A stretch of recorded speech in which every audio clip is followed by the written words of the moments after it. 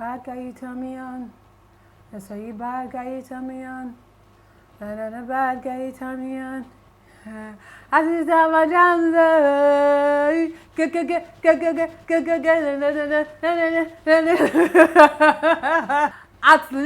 At the very least, the soundtrack is catchy. But he left all liquid funds to Chioma. Even his foreign accounts? Yes. How much in total did he leave in cash? Roughly 30 billion naira. And how does she get access to that money? Chief did not disappoint. Chief died. Guess how much? Guess how much he left for Chioma? Just guess. 30 billion naira.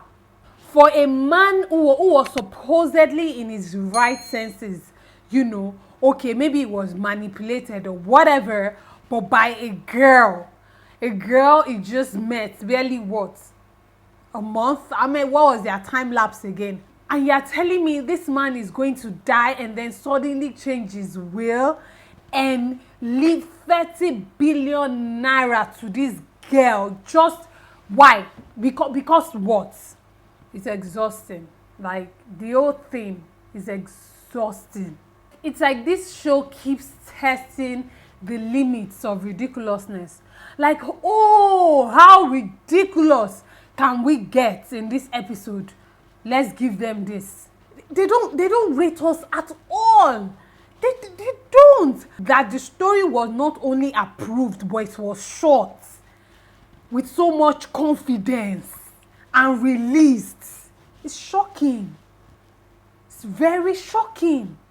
At some point in my life, I went to law school, okay, and I graduated and I passed the bar, okay. Let me just let you know. So when you see a will, right, a will that was suddenly changed by a man who was sick and on a deathbed, as a reasonable family member, a reasonable daughter, you don't just say, oh, jungle justice. You don't say, okay.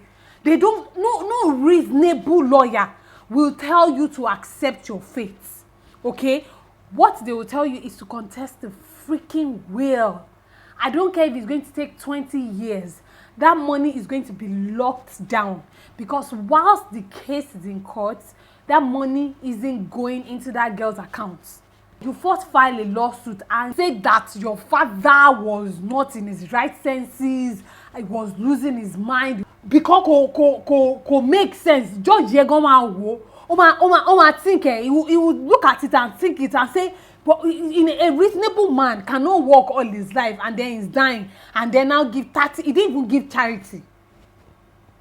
He didn't give motherless babies home. He gave one silly random girl 30 billion naira. And you as the daughter and the stepwife, you guys are just going to shed some stupid crocodile tears and say, oh, you know why I like tables that turn? But how did she say it? Yes, you know why I like tables, because they can turn. Are you serious?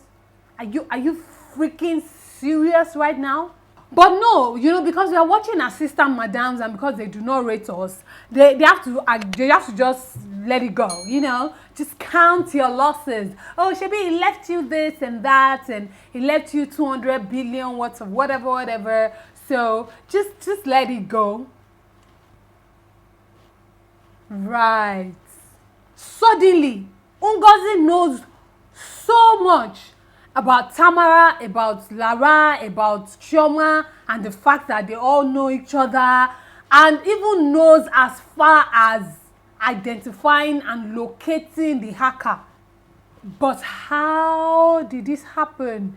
Just educate me. How did it happen? I don't know. She just suddenly knows.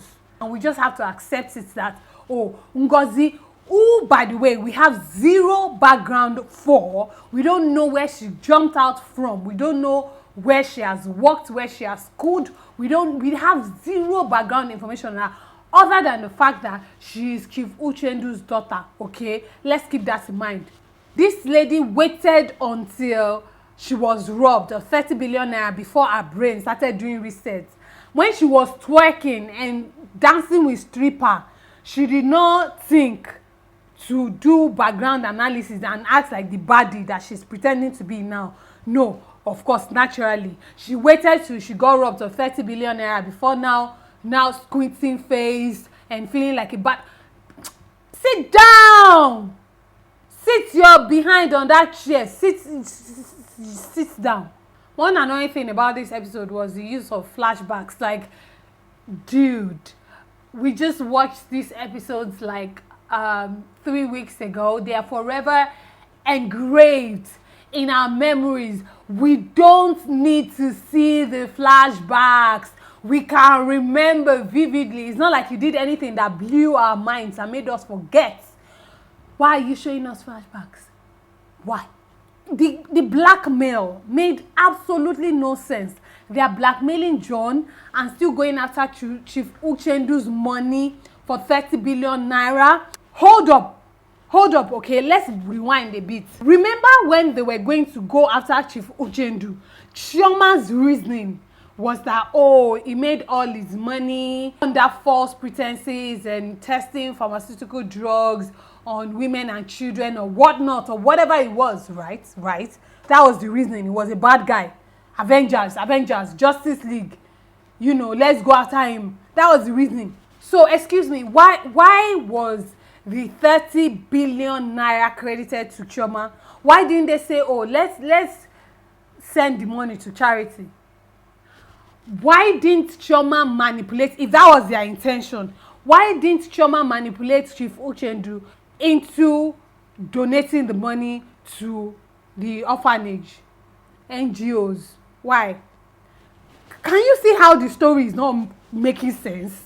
Now, they are going after John, blackmailing him for absolutely no reason other than greed and still chasing 30 billion naira. So you can see that the story here makes sense. It makes absolutely no sense. Pick one.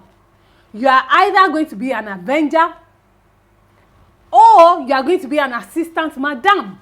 Shey I told you people that Kelly was the star of this show.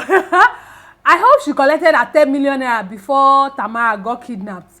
Like, I hope. When you don't work for something, you spend it anyhow. That's why Tamara can just wake up and say, oh, you've been with me for so long, I'm gonna give you 10 million naira, I'm gonna set you up. See, Kelly, I hope you collected your own 10M and japa before Tamara got kidnapped. So as calculative as Chioma is, right, as you know, oh my gosh, Chioma knows how to think, she's a deep thinker.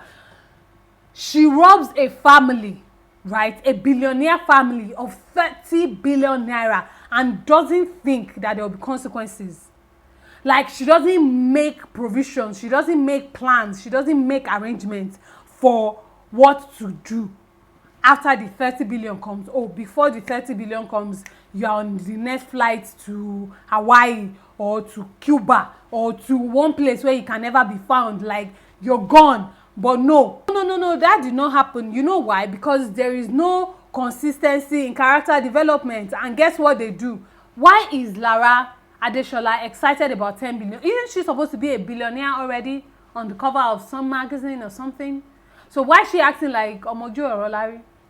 Anyway, so Chioma doesn't make plans like, oh, this is going to be the plan for how to get the money, this is going to happen when we get the money, and this is going to be the action plan for after we get the money, right?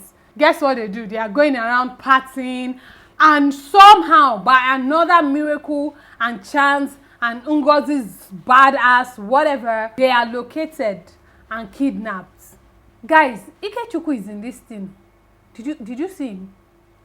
Like, I was like, my name is Ikechukwu. It too is inside this thing. Keep hoping, you know. There's just that spirit in me that's hopeful that something will change. But at the end of the day, I really don't know, guys. I don't know. What do you think? Drop your comments down below in the comment section. Let me know what you think of this episode if you are still watching. I know most of you are here now. Just come and laugh at me and my reaction. It's okay. I'll take one for the team. Thank you guys so much for watching. I love you guys so much. I'll see you again very, very soon. Hey, soon. I'll see you again very, very soon with, Skinny Girl in Transit. And we'll see how that goes as well. Remain in God and God bless you. Mwah. Bye.